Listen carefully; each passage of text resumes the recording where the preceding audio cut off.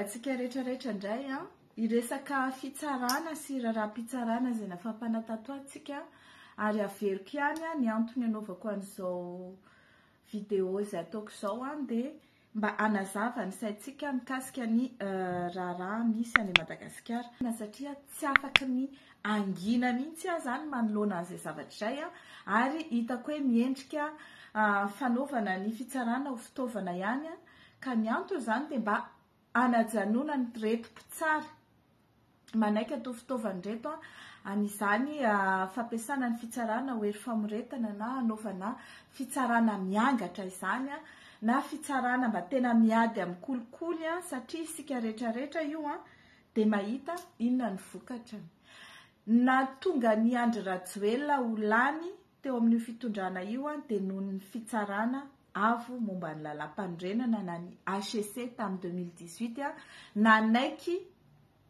nanaiky hampandany anazy. Zay moa zany tsy nahita ary tsy manana proof hoe nandray vola ve a ny mpikambana tamin'ny HCC tamin'izany sa nandray inona.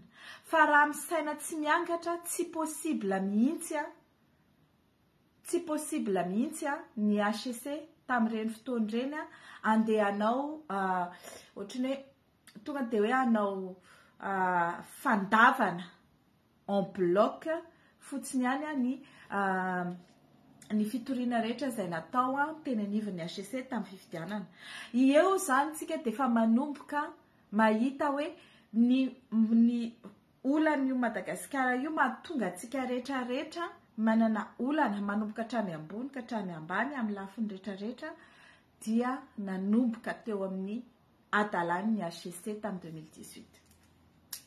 Izao nefany a hitantsika menimenina ohatra antsika vahoaka rehetra ny président ny HCC rehefa tratra ny jiro tapaka rehefa mahita ny tsy fetezana eo amin'ny ny fitantanan-draram-pirenena dia menimenina ohatra antsika koa izy dia miteny daholo ny olona hoe ianao no nahatonga n'izao rehetrarehetra izao, ianao ny voalohany tompon'andraikitra amin'izao zavatra mahazo ny malagasy izao. Ary dia eto zany a dia mbola miteny aminao Andriamatoa Eric Rakotoarisoa. Ianao Andriamatoa Eric Rakotoarisoa no lehibe ny HCC tamin'ny 2018 nanaiky nampandany any Andriamatoa Andry Rajoelina na dia efa notenenina fa tsy ara-dalàna ny fifidianana izay nitranga ary feno osika zany ary nentina teo aminareo a ny profon'izany osika rehetra izany a tsy nasianareo fijerevana akory a fa tonga dia nolavinareo ankitsirano ary tonga dia nolavinareo en bloc azo raisina fa tsy mitombina. Ka teteny aminao zay izao hoe alohan'ny hidirantsika amin'izay fifidianana manaraka eo a dia mety aminao dia mbola tsy tara dia mbola tsy teritra ny vahoaka mety aminao a mba mipetraka eo amin'ny plasin'ny vahoaka dia mba manao mea culpa mba milaza aminay vahoaka hoe oreto a tena hibaboana fa izao ny zavatra nisy tamin'ireny tena marina tokoa fa nisy taratasy fitoriana marobe tonga teo aminay teo amin'ny HCC a kanefa dia nolavinay zany satria izao ny antony dia azavao aminay hoe inona ny antony dia avy ivereno ny decision-nareo hoe fa ny tena marina dia izao a ny tena valiny ny fifidianana iny. Zay fotsiny angatahana aminao ary raha ohatra ka nisy vola ndraisinao mbola ataoko hoe ohatra fa tsika rehetra malala tsy possible mihitsiny raha ohatra ka tsy nandray vola ianareo tao amin'ny HCC anao didim-pitsarana ohatr'ireny fa matonareo manao zavatra tena hoe mamadika fotsiny mainty dikan'izay ianareo a corrompu dikan'izay nareo a nomena vola nda tsy nomena vola nareo dia nahambanana tamin'ny basy kanefa ianareo tsy nitaraina an'izany hoe zahay nisy nanambana tamin'ny basy na zahay nisy nandrahona na zahay nisy an'izao a dikan'izay a misy forte suspicion de corruption tao. Raha ohatra ndraika tsy izay le izy a dia tena hoe ianareo mihitsy izany efa tena hoe fanetry be raha ohatra tsy nanao corruption tsy nisy menace nazo anareo dia ianareo mihitsy zany fanetry be tsy manana excuse mamadika fotsiny mainty satria izay ny sitraponareo dia manapotika ny firenena. Raha izay kosa ny zava-misy dia tena tsy andefitra aminareo mihitsy vahoaka malagasy tsy maintsy hivoaka ny marina ary ny fitoriana rehetra izay nataony teny amin'ny HCC dia mbola isy andro ivoahany izany zavatra izany ireto daholo nahoana no lazaina fa azo raisina fa tsy mitombona. Ny antony ilazako an'izany dia izao hatrany ambony ny corruption manomboka eny amin'ny HCC. Ny atao hoe corruption tsy voatery hoe ity nisy nanolotra vola dia ity nisy nandray vola fa na dia ny fanaovana trafic d'influence na ny fanomezana décision miandany amin'ny olona anankiray nefa ny olona anankiray ny tokony azo rariny dia eo dia efa tsy mety abus de pouvoir. Ny fanekena anome faveur olona anankiray izay tsy tokony azo faveur, izany koa dia endrika corruption. Ka eto izany tsika dia miteny nisy raharaha maromaro nandeha teo amin'ny fitsarana izay tena nampiteny mona. Nandeha voalohany aloha ataoko hoe tsy par ordre chronologique fa araky ny fitrangana. Nandeha ny fidinan'ny Doris teny Andalambe. Teo Doris nisy olona maromaro ny araka nidina teny Andalambe taminy teo Inambinina. Fa maninona rehefa nisamborina Inambinina nanina izy natao MT. Ino na zany no eloka nataony Inambinina io na tonga azy MT. Rehefa avy eo indray nosamborina indray Doris. Rehefa tsy nisamborinareo tamin'ny voalohany izy tsy santo nisamboranareo anazy tamin'ny latsinainy. Fa inona zany lesaka ho ataonareo? Sa nisy nanantena ianareo hoe omena baiko indray le fitsarana dia ho placena sous mandat de dépôt io Doris io amin'izay mitrotra ny vahoaka malagasy. Kanefa moa dia isorako an'ilay mpitsara izay nandray an'io dossier io ary dia tena isorako manokana eto ny mpitsara izay nandray any dossier an'i Doris tsy nametraka anazy sous mandat de dépôt.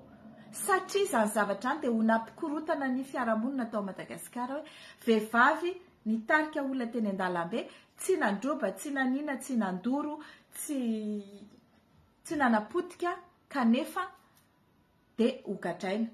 Fa na izany ara ny fanagadrana ny Inambinina koa dia tsara drariny ary tena tsara drariny ka dia eto izany dia mitako hoe avoahinareo eo no eo miaraka amin'ny vava miteny io Inambinina io fa tsy antony higadrany olona io na ny kely akory ary. Fa manina no gadragadrainareo fa tany io raim-pianakaviana io. Inona ny eloka nataony? Tsy namingavinga izay rehetrarehetra teo na eno ny zavatra niteneniny fa tsy nanompa mpitandro filaminana izy, tsy namingavinga ininona fa niaro an'i Doris tsy voasambotra fotsiny nataony. Ary tsy voatery hoe raha manao manifestation eny an-dalana ry zareo ka tsy maintsy ho samborinareo. Fa maninona zany no nisamborina? Nefa tsy nisy ainana fohy, tsy nisy olona naratra, tsy nisy zavatra potika. Isan'andro nefa misy polisy gendarme manao bavure policière mitifitra olona tonga dia maty vararaka, tsisy fitsarana, tsisy nininina. Reny nefa misy ainana fohy.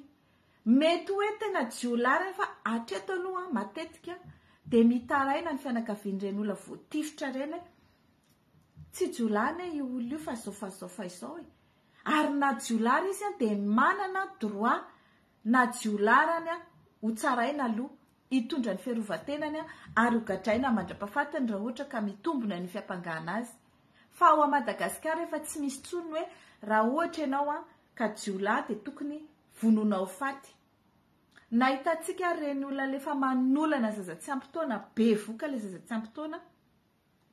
Le zaza indray no alaina baraka eraky ny tanàna fa le olona nanolana mandrakitiny androany tsy hitanao ny tarehany, tsy fantatra hoe aiza izy indray no mitsotsotra ary. Eo zany dia efa tsy mety ny fitanilany le fitsarana hoe maninona ny olona tokony isazy tsy zaziana ary ny olona tsy tokony isazy migadrany. Nambinina zany maninona izy no migadra. tokony ho tsaraina faran'izay nga ny nambiana dia tokony ho afana sazy faratoko hoe maivana na afana no fisalasalana na tsy mitombona ny fanenjena azy satria tsy nisy eloka nataony zany nambininy zany. Faharoa, iresaka ny raisantsika. Ny teny io ramatoa io fa misy olona nitaky vola taminy nanao extorsion ananany pirofo ny nanomezana an'izany vola zany sy ny olona ry témoin izay nitaky ny vola tany aminy amin'ny omena ny procureur général, omena ny secrétaire général ny ministère en justice. Ny pirofo nentin'izany olona zany dia misy isan-karazany, misy ny vidéo, misy ny audio, misy ny témoignage, misy ny fijoroana vavolombelona isan-karazany, ary indrindra misy ny procédure izay natao aminy. Inona moa zany mahatonga ny procureur général tsy maintsy nandeha nandao intervention amin'ny dossier an'iray saka izy mihitsy ny manao hoe annulena ty ordre de renvoi ity ka alefa ho tsaraina ny cour criminel izy. Samy hafa manko ny olona tsaraina ny cour tribunal tsotra sy ny cour criminel. Mafimafy kokoa ny sazy sy ny procédure amin'ny cour criminel. Fa amafisina zany le procédure, amafisina le sazy satria tsy nandoa vola. Normalement, substitut du procureur no manao ny dossier ary substitut général na avocat général eny amin'ny cour d'appel manao ny dossier. Maninona no lehibe ny fampanoavany cour d'appel mihitsy no miditra hatramin'le dossier. Nefa izy efa voalaza fa mitaky vola amin'ny olona io. So zany mandeha ny enquête dia hitanay hoe io koa fa nilaza iraisa fa nisy olona namerim-bola 2 millions d'ariary taminy. Nilaza moa izy hoe mihoatra lavitra an'izay ny vola nomena, tsy haiko na 10 millions na 20 millions na ohatriny fa dia 2 millions d'ariary no naveriny zany olona zany satria tsy nahatanteraka an'le famohanany raisa le olona. Tsy nilaza anarany izy hoe iza fa dia izay moa zany hitantsika hoe iza. Dia nahoana re madame le ministre ianao tsy mandray andraikitra amin'izany. Na dia namerim-bola raha le olona, dikan'izay efa nisy ny fitakiana tao.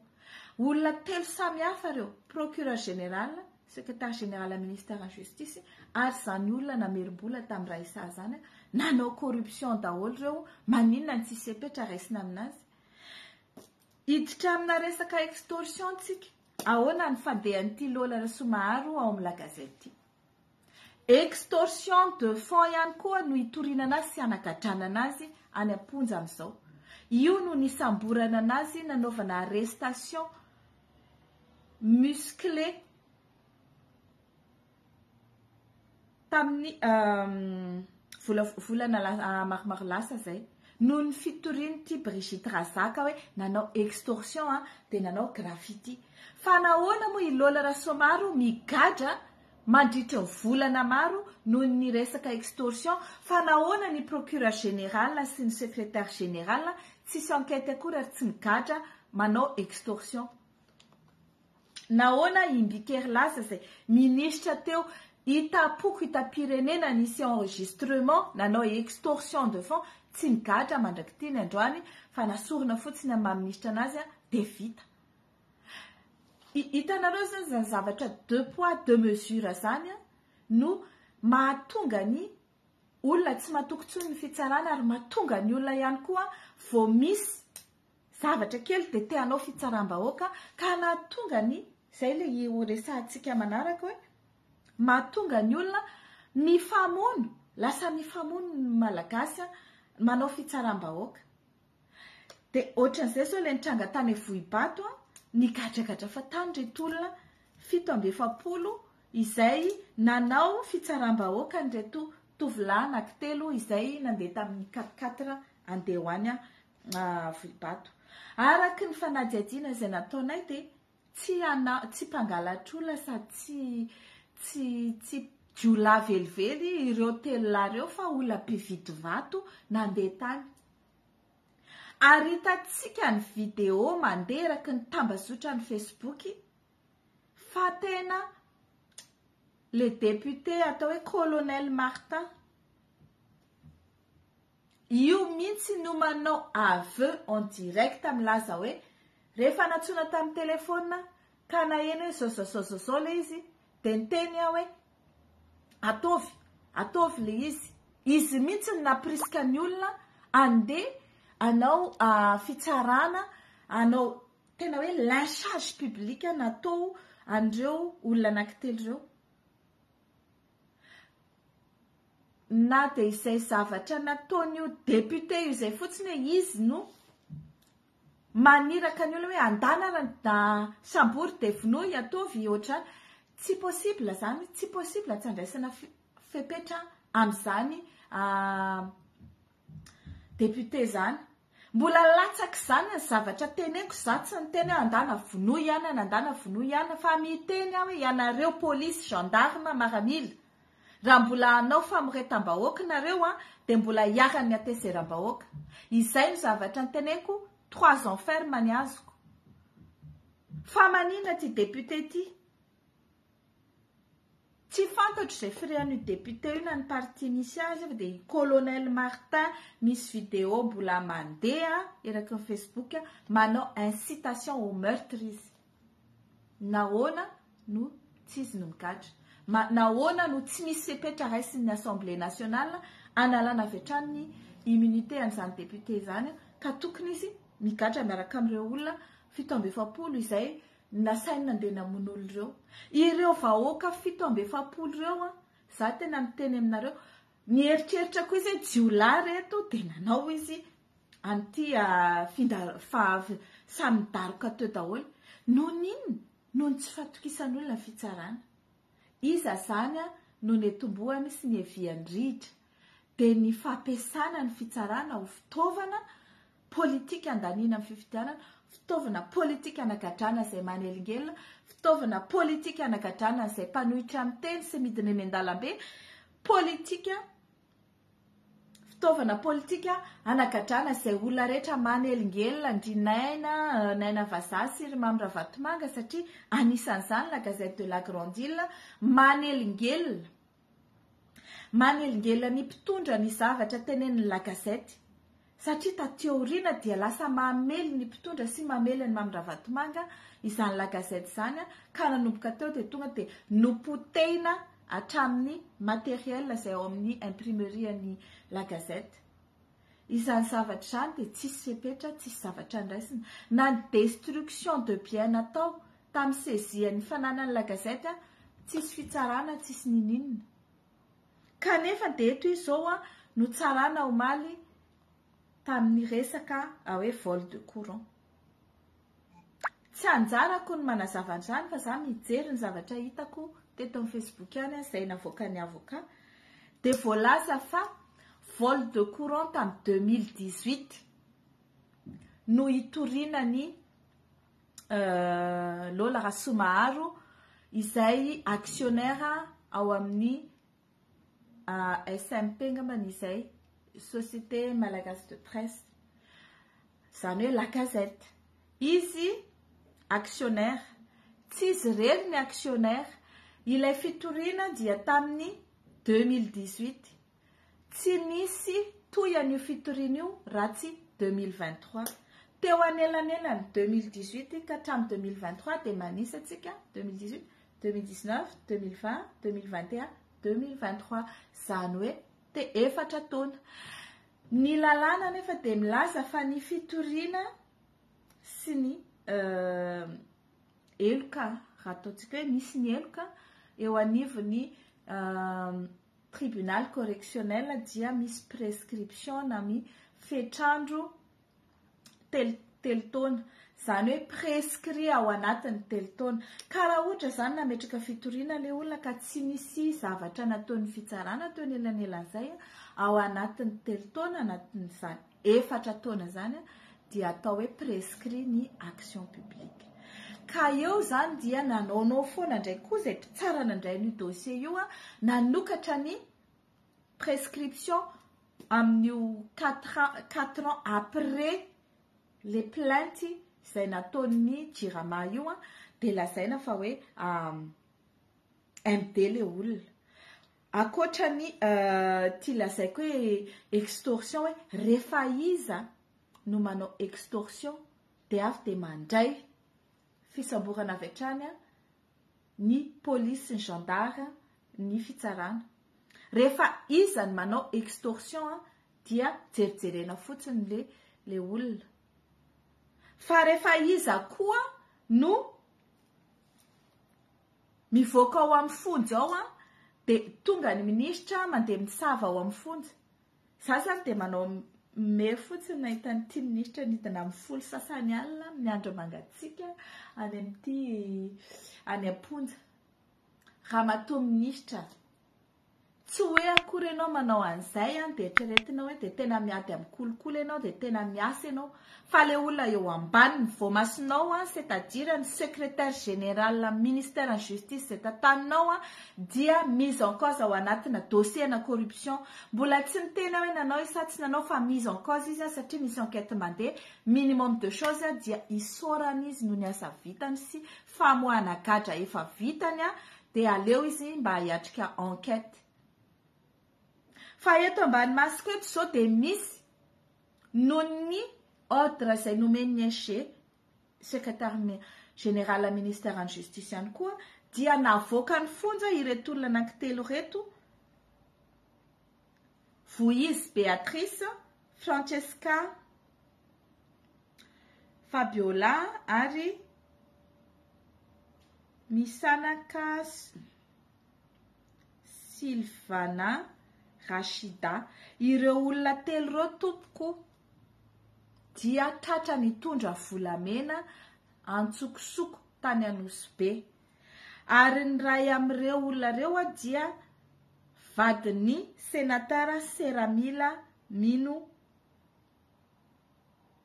Avizar. Vadiny sénateur Seramila Avizar Mino io zany anisany nanao an'ity tratra nitondra volamena antsokosoko ivoaka ny Madagasikara. Ka rehefa tratra tao Anosy reo de placé sous mandat de dépôt de avy eo nahazo baiko ny chef d'établissement tao Anosy de hoe ataovy ao an-tranonao reo, ataovy mise à disposition nefa mbola tsy voatsara hatramin'izao tsika miteny zao. De misoratra mazava ao anatin'ny registre ny fonja hoe mise à disposition au logement du CE ireo gadra anankitelo reo. Rehefa olona zany akaiky fitondrana zay foana le mampimemenana isan'andro. Rehefa olona zany akaiky fitondrana, rehefa olona zany mahitahita de tsy migadra fa avoaka mahazo mopy. Rehefa olona tsy mahitahita, rehefa olona mpanohitra, rehefa olona tsy manan-katao, maty ny fitsaram-bahoaka, raha tsy zany de migadra fatany ao amin'ny fonjy ao. Raha olona moa zany mpanohitra na mahasamy teny ndraimbava fotsiny amin'ny fitondrana dia migadra. Avy eo nefa mody milaza ty Andry Rajoelina hoe zéro tolérance amin'ny corruption. Aiza ho aiza tompoko zany zéro tolérance amin'ny corruption zany amin'izao. Satria de ny hitanay de ny corruption tena hoe tolérance tena la plus haute tolérance qui existe à Madagascar et eran-tany ny zahatra mitrango ao. Ary ny atao hoe zéro tolérance de indrindra de hoe ny eo akaikinao no tokony diovina voalohany de ny olona mpiara-miasa aminao. Fa tsy laza indray ianao anerinana tsisy fantatro zany. Ianao nefa ny eo Facebook mandavataona ny asanao andriamatoa président. Ahoana ny tsy ahitanao an'izany? Avy eo misy koa ny ina moa ty ao amin'io fonjy io ihany hitantsika hoe nisy candidat namangy tany amin'ny fonjy Anosy ny Nidoni. De ny oeraoera koa moa reto olona zany nakanaka sary tao zay de efa niteny ohatray. Mety nahazo alalana zareo nanao an'le visite mais de là hoe andefa an'le sary tsy tokony nalefa le sary. Kanjo dia tsy mba hoe le candidat député sy ireo olona zay niaraka taminy no nahazo remise à l'ordre raha hoe tsy mety zao zavatra ataonareo mandefa amin'ny tambazotra serasera ny famangina-gadra izao fa nidony indray no sazina nefa nisy matoa izy nalefa tany amin'ny hôpitaly dia marary izy zay. Dia nahoana no izy indray naverina ry amin'ny fonjary nefa fa tsy zakany ihany asa tianareo vononao koa io satria sy mpanohitra dia averinareo any am-ponja nefa nitony vadana sénateur tony nanao trafic d'or tsy mivoaka tsy migadra ny anaty fonja fa ary amin'ny tranony ny CERI. Ohatran'izay koa isaky mihetsika dia herinay io fangalanareo vola tsy tokony tsy hoforoana amin'ny olona izay manam-bola ao Madagasikara io dia gadraina ampidirina AMD ireo olona ireo dia avy eo takiana vola atao vasaleo am-ponja ao mba azahoana vola dia iza ny chefiny ireo olona rehetra izay napetraka mamiravatomanga ao anatin'ny fitsarana. Mbola avoakako tsirairay daholo indray ny anaran'ireo fa toy izy ihany io fangalangalana vola amin'ny olona io fa za dia efa miteny. Tena miteny mihitsy zay satria misy olona vao nipetraka tsy ampiray volana akory izy eo amin'ny postany fampanoavana lehibe indrindra ao Antananarivo dia efa zany mivavana hoe izy indray dia tsy maintsy anaraka baiko satria izy dia mila vola andefasana ny zanany hianatra any Kanada ka dia izy tsy maintsy bizina sady andray baiko. Dia ny fitsarana ray manontolo ny potika fa dia eto zany tsika dia miteny manao antsoavo anareo rehetrarehetra izay ao Madagasikara izay ao Antananarivo sy manodidina ianareo izay tsy maintsy manao kolikoly amin'ireo mpitsara izay efa zatra anao manao kolikoly ao Antananarivo ao dia alefy ny pirofo rehetrarehetra ahafahanareo mitory avy eo satria fantaro fa raha ohatra ka misy olona anankiray na mandray izy na manome kolikoly ka avy eo izy no mitory voalohany any amin'ny Bianco na any amin'ny Pako hoe iza dia voatery nanao kolikoly ohatr'izao satria zao ny antony reto aby ny olona nomeko vola na reto aby ny olona nanome vola na nanaovako an'izao izany olona izany dia miena ny sasiny ary lasa témoin izy fa izy mety tsy ho voasazy ohatra ny olona izay dénonceny satria izay no voalaza ao anatin'ny code pénal antsika momba ny ady amin'ny kolikoly. Ka dia miteny zany averiko ihany ny nanomboako azy teo ho an'Andriamatoa Eric Rakotoarso raha izao mbola tsy misy poursuite mikasika ny corruption nataonareo tamin'ny élection 2018 zao ianao sy ny mpiara-miasa taminao no midénoncer hoe ino nanatonga anareo nanao ny fitoriana rehetra ho azo raisina ka tsy nitombona ka nisy corruption tao anatiny dia ianareo monsieur le professeur de droit dia mahazo exonération pénale de responsabilité.